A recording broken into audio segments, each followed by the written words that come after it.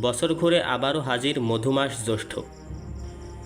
আর আপনাকে যদি আপনার পছন্দের কয়েকটি ফলের নাম বলতে বলা হয়, তবে আমের নাম হয়তো উপরের দিকেই থাকবে।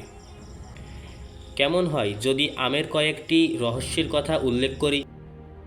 আপনি যা জানেন অথবা যা জানেন না, আমের এমন 3টি বিষয় নিয়ে আলোচনা করব দ্য জায়ান্ট ইউনিভার্সের আজকের এই পর্বে। ভিডিও শুরুর আগে অবশ্যই চ্যানেলটি সাবস্ক্রাইব করবেন।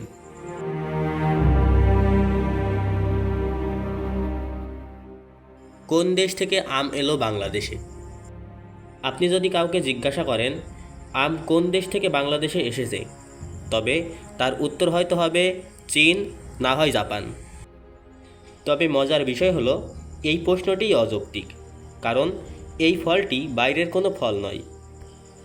আমের উৎপত্তি এই উপমহাদেশেই হয়েছে, অর্থাৎ অন্য কোনো জায়গা থেকে আম এই দেশে আসেনি, বরং এই ফলটি এই অঞ্চল থেকেই অন্যান্য অঞ্চলে ছড়িয়ে পড়েছে। প্রথমে আম ছিল পাক ভারত উপমহাদেশের একটি স্থানীয় ফল, অর্থাৎ বাংলাদেশে প্রথম থেকেই এই ফলটি ছিল। এরপর 5ম শতাব্দীর দিকে চীনে আম প্রথম নিয়ে যাওয়া হয়। আরব বণিকদের মাধ্যমে 10ম শতাব্দীতে আফ্রিকায় এবং 15 থেকে 1600 শতাব্দীতে পর্তুগিজ নাবিকরা আম নিয়ে দক্ষিণ আমেরিকায় পাড়ি জমায়। বলে রাখা ভালো, বর্তমানে আম পৃথিবীর সবচেয়ে বেশি ট্রপিক্যাল ফলগুলোর একটি এবং এটি বিশ্বের অন্যতম বৃহৎ ফল উৎপাদন শিল্প।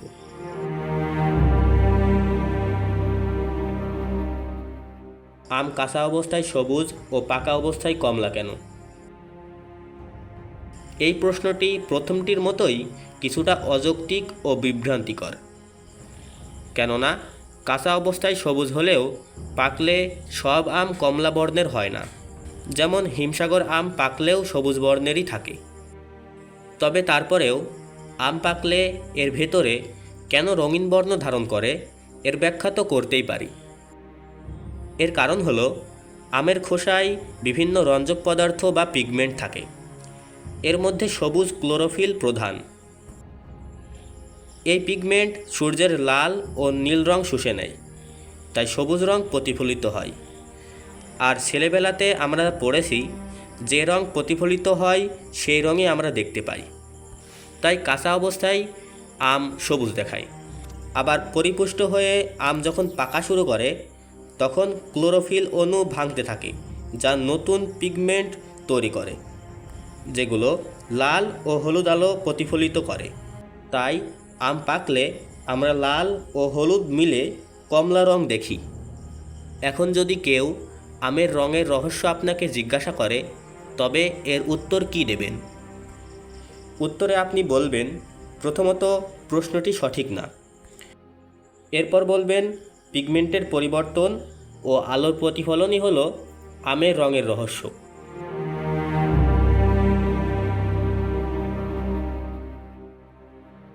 কাঁচা আম টক আর পাকা আম মিষ্টি কেন? না, এই প্রশ্নটি আগেরগুলোর মতো অযৌক্তিক নয়। কাঁচা আমে প্রচুর পরিমাণে জৈব অ্যাসিড থাকে, যেমন citric acid, tartaric acid, malic acid ইত্যাদি। কাঁচা আমে বিদ্যমান এসব অ্যাসিড ও এনজাইম মূলত টক স্বাদযুক্ত হয়। তবে আম যখন পাকতে থাকে তখন অ্যামাইলেজ নামক এনজাইম এসব অ্যাসিডকে ভেঙে গ্লুকোজ, ফ্রুক্টোজ ও সুক্রোজের মতো প্রাকৃতিক চিনিতে পরিণত করে। আর এসব চিনি যেহেতু মিষ্টি স্বাদের, তাই আম পাকলে আমও মিষ্টি স্বাদের হয়। এখন এই প্রশ্নটি যদি আপনাকে করা হয়, তাহলে আপনি সংক্ষেপে কী উত্তর দেবেন? উত্তরটি হবে এমন: কাঁচা আমে বিভিন্ন অ্যাসিডিক পদার্থ থাকে যা টক স্বাদযুক্ত হয়। তবে আম পাকলে এসব অ্যাসিড ভেঙে প্রাকৃতিক চিনিতে পরিণত হয়। এ কারণেই কাঁচা আম টক আর পাকা আম মিষ্টি হয়।